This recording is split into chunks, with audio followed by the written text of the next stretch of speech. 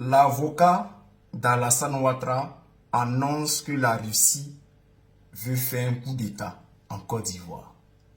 Mais eux ne craignent rien parce que ils savent que quand Alassane Ouattara a annoncé sa candidature, les Ivoiriens n'ont rien dit. Qu'en ce moment, les Ivoiriens n'ont pas envie de se battre. Donc, coup d'État là, ça ne passera pas, que ça ne va pas marcher, qu'il ne va rien se passer. Les élections vont bien se dérouler parce que les Ivoiriens, ils ne veulent pas faire Nyanga. Que non, ils sont contents parce que Alassane Ouattara, en tout cas, ils n'ont rien dit quand Alassane Ouattara a annoncé sa candidature. Et que Tidiane Thiam lui savait que sa candidature n'allait pas passer.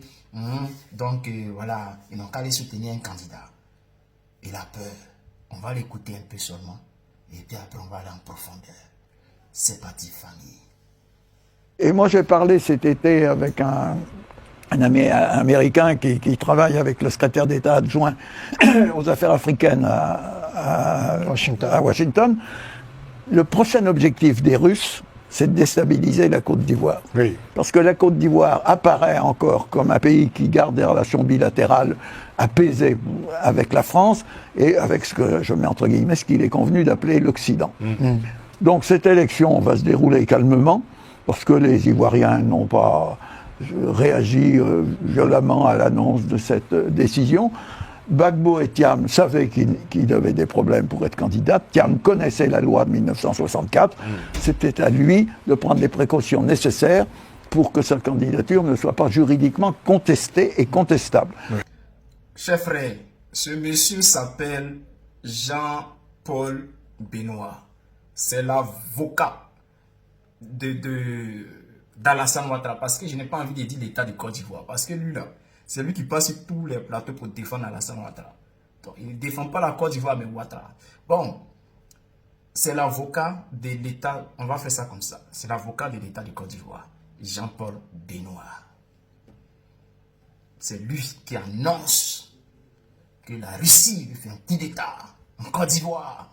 Mais ça ne passera pas. La famille, ce n'est pas la peur qui fait ça. Ce n'est pas la peur.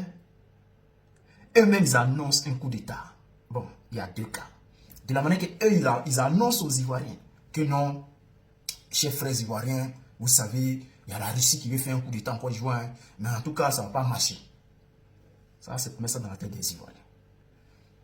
En septembre, là, ou bien en octobre, en tout cas, quand ça va se passer, là, si c'est Melaye, Alassane Ouattara va faire comme le Gabon.